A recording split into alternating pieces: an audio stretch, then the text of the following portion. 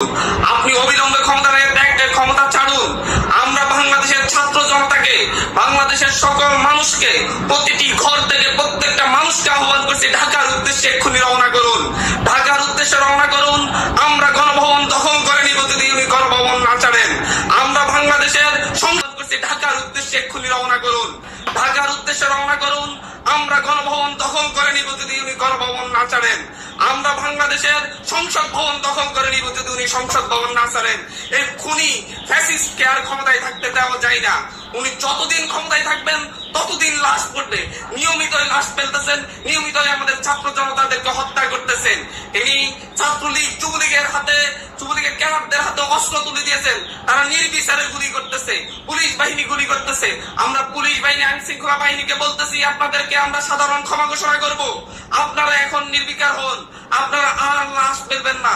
এখন যদি আপনারা গুলি করা বন্ধ করেন, আপনাদের কারো কোনো ক্ষতি হবে না, কারো চাকরি যাবে না। আপনাদেরকে আমরা ঘোষণা করছি, আশ্বস্ত করছি। আমরা শেখ হাসিনাকে বলবো, অবিলম্বে গণভবন ছেড়ে দিন, ক্ষমতা ছেড়ে দিন, শান্তিপূর্ণভাবে ক্ষমতা হস্তান্তর করুন।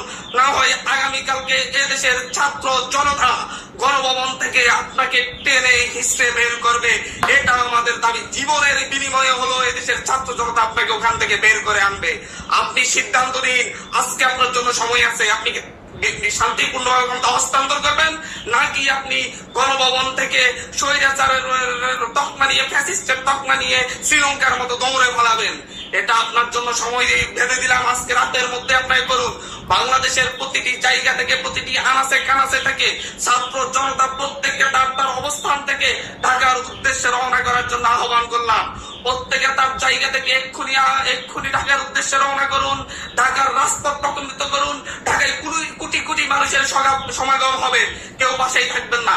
আমরা বাংলাদেশের মা ভাই বোনদেরকে বলবো, প্রতিটি পরিবার থেকে কমপক্ষে একজন মানুষ যেন ঢাকায় আসে।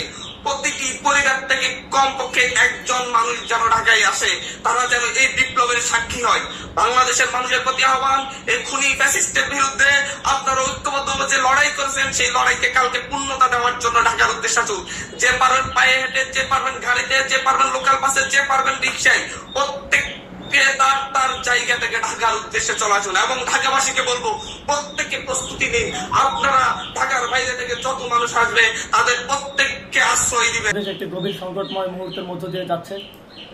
এখন পর্যন্ত আমাদের প্রাপ্ত খবর অনুযায়ী আওয়ামী লীগ, ছাত্রলীগ, যুবলীগের সন্ত্রাসীরা গুলি করে কুপিয়ে প্রায় 30-এর অধিক শিক্ষার ছাত্র জনতাকে হত্যা করেছে এবং দিন শেষ হতে হতে এই সংখ্যাটা কোথায় গিয়ে দাঁড়ায় আমরা জানি না।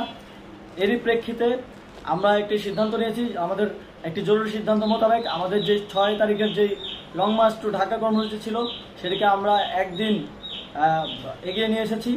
অর্থাৎ আগামীকাল 5ই অগস্ট সারা দেশের মুক্তিকামী জনতাকে ঢাকার উদ্দেশ্যে রওনা হওয়ার জন্য আমরা আহ্বান জানাচ্ছি। যারা পারবেন, যাদের পক্ষে সম্ভব হবে, আজ রাতেই আপনারা ঢাকার উদ্দেশ্যে রওনা হয়ে যান।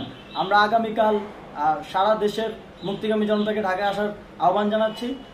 বিশেষ করে ঢাকার আশেপাশে যে জেলাগুলো আছে, আপনারা দায়িত্ব নিয়ে মসজিদের মাইকে ঘোষণা দিয়ে যাদেরকে পাবেন সবাইকে নিয়ে ঢাকার উদ্দেশ্যে রওনা হন। এই লড়াই আমাদের জন্য একটি চূড়ান্ত লড়াই। আমরা চূড়ান্ত ঘোষণার জন্য প্রস্তুত। আমরা গণভবনের দিকে যাত্রার জন্য প্রস্তুত এবং সেই উদ্দেশ্যেই আপনারা সবাই ঢাকা আসুন। আমরা আপনাদের সবাইকে নিয়ে আমাদের চূড়ান্ত দাবি আদায়ে এগিয়ে যাব। আমি জানি না সমন্বয়করা আজকে রাতে বেঁচে থাকতে পারবে কিনা, কিন্তু আপনাদের উপর আমরা এই দায়িত্ব দিচ্ছি। আপনারা সবাই নিজ দায়িত্বে ঢাকায় আসবেন আগামীকাল এবং পরশু পরিস্থিতি বিবেচনা করে পরশু গণভবনের দিকে 4 দিক থেকে আমরা রওনা হব। আমরা খুব আতঙ্কের সাথে লক্ষ্য করছি যে ছাত্রলীগ, যুবলীগ এবং আওয়ামী লীগের গুন্ডারা পুলিশের অস্ত্র দিয়ে পর্যন্ত সাধারণ জনগণের উপর হামলা করছে। কিন্তু একটি সুখের খবর হচ্ছে, সারা দেশের বিভিন্ন স্থানে সেনাবাহিনী ছাত্র জনতার পক্ষে দাঁড়িয়েছে। আবার কিছু কিছু জায়গায়, যেমন মিরপুর ও মোহাম্মদপুরে, সেনাবাহিনী ছাত্র জনতার বিপক্ষে দাঁড়িয়ে গুলি চালাচ্ছে। আমরা সেনাবাহিনীর প্রতি আহ্বান জানাতে চাই, আপনারা এদেশের নাগরিক এবং আপনারা এদেশের নিরাপত্তার দায়িত্বে আছেন, এদেশের জনগণের যানবাহনের নিরাপত্তার দায়িত্বে আছেন। আপনারা দেশের পক্ষে এবং দেশের জনগণের জন্য কাজ করবেন। কোনো খুনি সরকারের জন্য, কোনো খুনি রাজনৈতিক দলের জন্য কাজ করবেন না। এটি এদেশের জনগণ আপনাদের থেকে প্রত্যাশা করে। আমাদের এই আন্দোলনে সম্পূর্ণ সমর্থন দিয়ে হয় নিরপেক্ষ থাকুন, অথবা এই খুনি খুনি বাহিনীকে, সরকারের খুনি বাহিনীকে প্রতিহত করুন, তাদেরকে যথাযথ শাস্তির আওতায় নিয়ে আসুন। যেই কারফিউ সরকারের পক্ষ থেকে ঘোষণা করা হয়েছে, আমরা স্পষ্টভাবে বলতে চাই, সেনাবাহিনী এই ধরনের কোনো কারফিউ বাস্তবায়নের জন্য মাঠে না নামে। যদি মাঠে নামে তাহলে সেনাবাহিনী স্পষ্টভাবে অফিসিয়ালি জনতার বিরুদ্ধে দাঁড়াবে।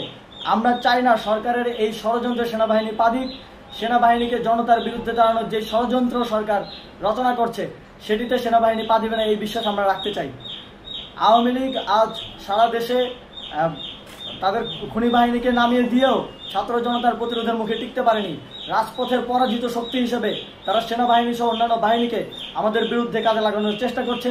এই চেষ্টাকে, এই ষড়যন্ত্রকে ব্যর্থ করতে হবে এবং আগামীকাল সারা দেশে মসজিদে মসজিদে ঘোষণা দিয়ে ঢাকার উদ্দেশ্যে আপনারা রওনা হন। প্রত্যেকটি পরিবার থেকে অন্ততপক্ষে একজনকে ঢাকার উদ্দেশ্যে রওনা করে দিন, এই ইতিহাসের সাক্ষী হতে, একটি নতুন বাংলাদেশের অভ্যুদয় ঘটানোর। হ্যাঁ প্রিয় দর্শক, কিছুক্ষণ আগেই কিন্তু বৈষম্য বিরোধী ছাত্র আন্দোলনের সদস্যরা আমাদেরকে জানিয়েছেন যে তারা যে পরশুদিনের যে লং মার্চের ডাকটি দিয়েছিলেন সেটি কিন্তু আগামীকালের জন্য তারা ঘোষণা দিয়েছেন এবং তারা এটাও কিন্তু জানিয়েছেন যে আগামীকাল পর্যন্ত তারা বেঁচে থাকে কিনা এটা কোনো গ্যারেন্টি নেই। যদি বেঁচে না থাকে তাহলে কি করতে হবে প্রিয় দর্শক, চলুন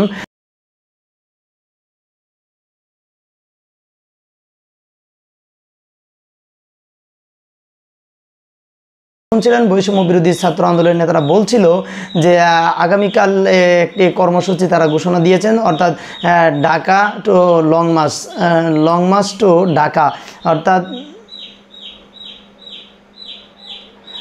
লং মার্চ টু ঢাকা, অর্থাৎ আগামীকাল কিন্তু সারা বাংলাদেশ থেকে সকলকে ঢাকা আসার আহ্বান জানিয়েছেন। আগামীকাল একটি লং মার্চ হবে এবং পরশুদিন কিন্তু গণভবন ঘেরাও করার কথা তিনি জানিয়েছিলেন। প্রিয় দর্শক, আজকে কিন্তু বাংলাদেশে বিভিন্ন জায়গায় সংঘর্ষ হয়েছে, ছাত্রলীগ এবং পুলিশ এবং সাধারণ ছাত্রদের সাথে সংঘর্ষ হয়ে প্রায় আমরা এই পর্যন্ত 30 জনের খবর পেয়েছি, কিন্তু এই 30 জন কিন্তু শুধু এগুলো আমরা যেগুলো আমাদের গণনায় হয়েছে, কিন্তু এর সংখ্যা কিন্তু আর অনেক বেশি, কারণ আমরা বিভিন্ন জায়গার সংঘর্ষের খবর পেয়েছি, সেটা কিন্তু আরও বেশি হওয়ারই কথা।